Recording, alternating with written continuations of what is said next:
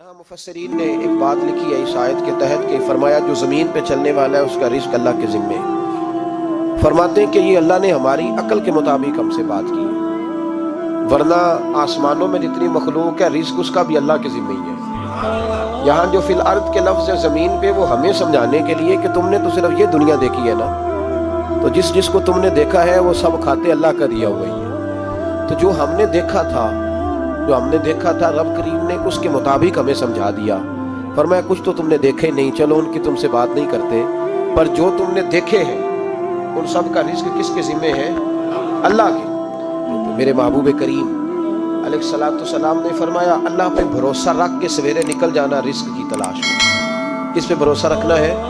निकलना तुम्हारे जिम्मे है। ये ना कहना कि घर बैठूंगा तो यही आएगा, निकलना तुम्हारी जिम्मेदारी है। जितनी जिम्मेदारी है वो पूरी करना।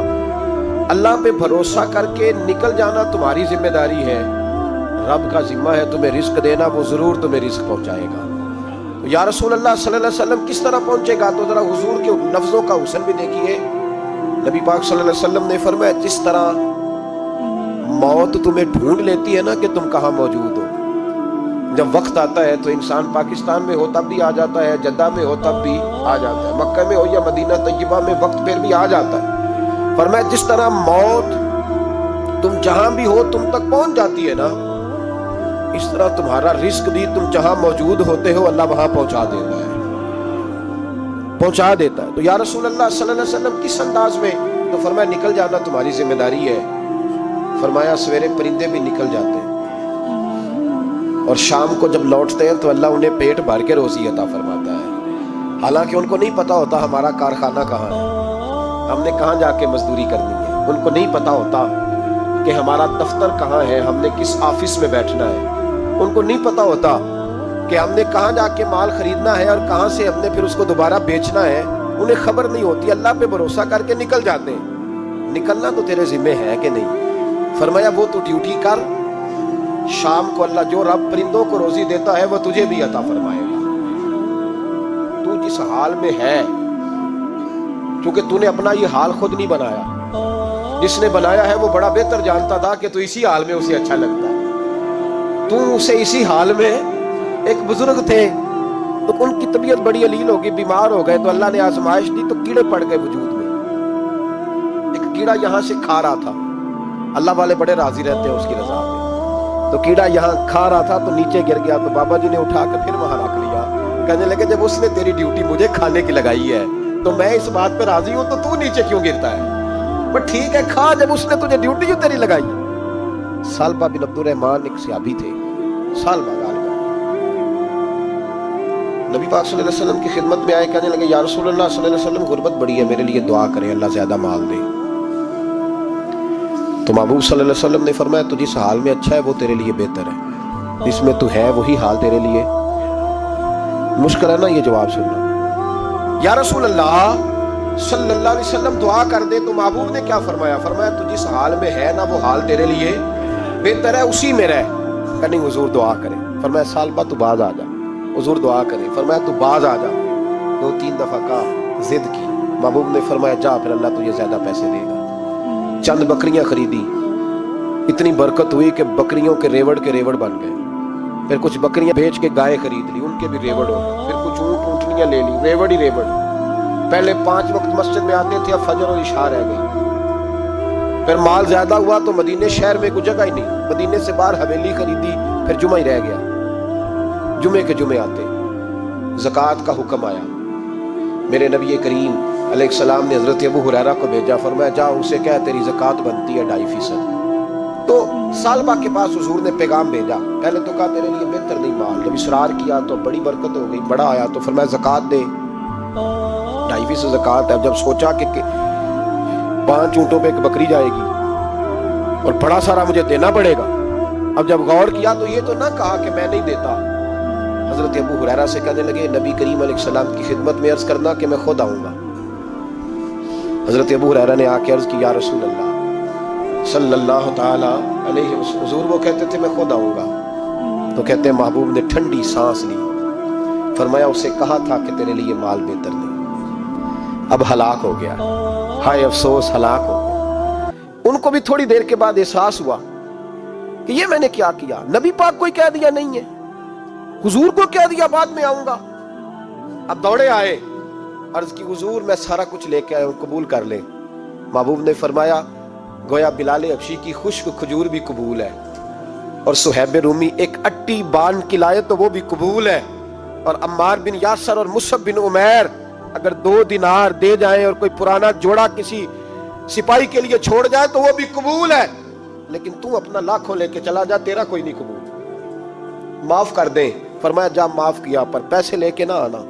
اگلے سال پھر آئے، بندے ہوئے ہاتھ ہیں، محبوبہ میں دولت کا کیا کروں گا، آگ لگانی ہے، قبول کر لیں۔ فرمایا تو لے جا، تیرا نہیں قبول، گرا جو ان کی نگاہ سے وہ سنبھل نہیں سکتا۔ حضور نے وصال ظاہری کیا تو جناب صدیق اکبر کے پاس آئے، لاکھوں کا مال، ابو بکر قبول کر لو۔ تو جناب صدیق اکبر کہنے لگے اس کا کر لوں جس کا نبی نے نہیں کیا، چل جا، کوئی نہیں چاہیے۔ حضرت عمر کے زمانے میں قحط پڑ گیا، بارشیں نہیں ہوتی، غلہ نہیں ملتا، حالات خراب ہے، مالی طور پہ بحران آ گیا، غربتیں، مجبوریاں، تکلیفیں، آ کے روئے، عمر میرا قبول کر لو، مجھے معافی تو مل گئی تھی نا۔ فرمایا معافی اپنی جگہ پہ، پر جس کا مصطفیٰ نے قبول نہیں کیا۔ بہت سارے لوگوں کو پتہ ہی نہیں کہ ان کا قبول ہی نہیں ہوا، اور وہ الجھے ہوئے، انہیں خبر ہی نہیں کہ اصل بات کیا ہے۔ فرمایا جس کا مصطفیٰ کریم نے قبول نہیں کیا، اب ہیرے اور جواہرات بھی لے کے آئے تو بھوکے مریں گے، پر اس کا قبول، اس بات پہ راضی رہو جس حال میں اللہ نے رکھا ہوا، اس حال میں راضی رہو۔ یہ جو مصیبت ہے نا دیکھنی کہ وہ بھی میرے پاس، تمہیں کیا پتا، کبھی پوچھ تو صحیح اس سے وہ کس مصیبت کا شکار ہے، جو مالی طور پہ بڑا امیر ہے، تو اس کی طرف دیکھ کے اپنا دل برا کرتا ہے؟ بس جس حال میں رب نے رکھا ہے اس حال میں رہ۔ حضرت عثمان غنی کے زمانے میں تو وہ وصال کر گئے، لیکن بھائی تو جس حال میں تیرا رب تجھے رکھتا ہے اس حال میں رہ، تیری مالی پریشانیاں ختم ہو جائیں گی۔ امام شافعی فرماتے ہیں جن گھروں میں لوگ فجر کی نماز کے وقت سوئے ہوتے ہیں ان گھروں میں رزق نہیں آتا۔ آپ فرماتے ہیں فجر کا وقت اللہ کے دینے کا وقت ہے، اس وقت اللہ بانٹتا ہے۔ حضور صلی اللہ علیہ وسلم کا فرمان ہے نا حدیث میں کہ تہجد کے وقت اللہ پہلے آسمان پہ نزول اجلال فرماتا ہے جو اس کی شان کے لائق ہے تہجد کے وقت، اور وہ کہتا ہے مانگو میں تمہیں عطا کروں گا۔ لینے کی باری آئے تو بندہ سمیٹ سماٹ کے اندر گھس جائے۔ ہمارے ہاں یہ ہوتا ہے کہ عشاء کے بعد بچے بیٹھتے ہیں موبائل لے کے، تہجد کا وقت آتا ہے تو ان کی آنکھیں بند ہونی شروع ہوتی ہیں، تو لینے کے وقت تو سویا تھا، ذرا مسئلہ کیسے حل ہوگا؟ بھائی جب کوئی آدمی خیرات بانٹ رہا ہو تو جو پیالہ پیچھے کر لے اسے ملے گا؟ کہتے اس وقت آنا جب میں بانٹ رہا تھا، اب تو کدھر آ گیا ہے؟ مثال دے رہا ہوں۔ تو فجر کا وقت مانگنے کا ہے، تو ساری رات تو گزر گئی گیمیں کھیلتے، ٹی وی دیکھتے، اور جو لینے کا وقت تھا تو سو گیا، تو کیسے آئے گا تیرے پاس؟ تو اٹھے سویرے، بندوں سے مانگ کے دیکھ لیا، بڑی عزتیں خراب ہوئی، فجر کا وقت اٹھ کے جھولی پھیلائے۔ میرے رسول پاک علیہ السلام فرماتے ہیں، رب فرماتے ہیں جب بندے میرے آگے جھولی پھیلاتے ہیں مجھے شرم آتی ہے، کیسے خالی واپس کر دیں؟ تو اس کے سامنے جھولی پھیلائیں سویرے اٹھ کے، رزق میں برکت ہوتی ہے۔ اور پھر ایک اور بات، 5ویں بات، رزق میں تنگی اس وقت ہوتی ہے جب ہم مال غلط جگہ پہ خرچ کرتے ہیں۔ اللہ مال دیتا ہے اپنے فضل سے، اور جب ہم اسے ضائع کریں، مثال دیتا ہوں، میرے پاس ایک شخص نے آ کے کہا حضرت جی بچی کی شادی ہے، یا میرا گھر میں کوئی بیمار ہے، یا بڑی آزمائش ہے، 10,000 کی ضرورت ہے، میں نے تھما دیا اس کو، پھر مجھے بعد میں پتا چلا کہ وہ تو عیاشی کر رہا ہے پیسوں سے، وہ تو چلا گیا کہیں گھومنے اور فلاں ہوٹل میں، مہنگے ہوٹل میں بیٹھ کے کھانا کھا لیا، تو میرے دل پہ کیا گزرے گی؟ اس شخص کے بارے میں بلا مثال و بلا تشبیہ سمجھانے کے لیے اللہ نے مال دیا فضل سے، اور اگر عیاشیوں میں لگا دیا۔ صوفیاء فرماتے ہیں کہ اگر ایک دھیلا تو حرام جگہ پہ خرچ کرے نا، ایک دھیلا، تو 1,00,000 دینار کی برکت تیرے گھر سے اٹھ جاتی ہے، ایک دھیلا حرام جگہ پہ۔ قرآن مجید کی آیت پڑھتا ہوں، رب فرماتا ہے وَمَنْ أَعْرَضَ عَنْ ذِكْرِي فَإِنَّ لَهُ مَعِيشَةً ضَنْكًا، بڑی سخت آیت ہے۔ وَمَنْ أَعْرَضَ عَنْ ذِكْرِي، فرمایا جب تو میرے تذکرے سے، میرے ذکر سے منہ پھیر لیتا ہے، فَإِنَّ لَهُ مَعِيشَةً ضَنْكًا، تو میں تیری معیشت کو، تیرے رزق کو تنگ کر دیتا ہوں، تیری زندگانی تنگ ہوتی، اور جس کی زندگی اللہ تنگ کرے اس کی کوئی کھول سکتا ہے؟ کہتا ہے بڑی جگہوں پہ گیا ہوں، بڑی پھوکے مروائی، بڑے دم کرائے، حالات صحیح نہیں ہوتے، تو مسجد آ کے توبہ کر۔ وہ کہہ رہا فَإِنَّ لَهُ مَعِيشَةً ضَنْكًا، اعلان ہے قرآن پاک کا کہ جب تو میرے ذکر سے منہ پھیرے گا، روٹی میری کھائے اور پیسے لے کے عیاشی کرے، مسجد آئی نا۔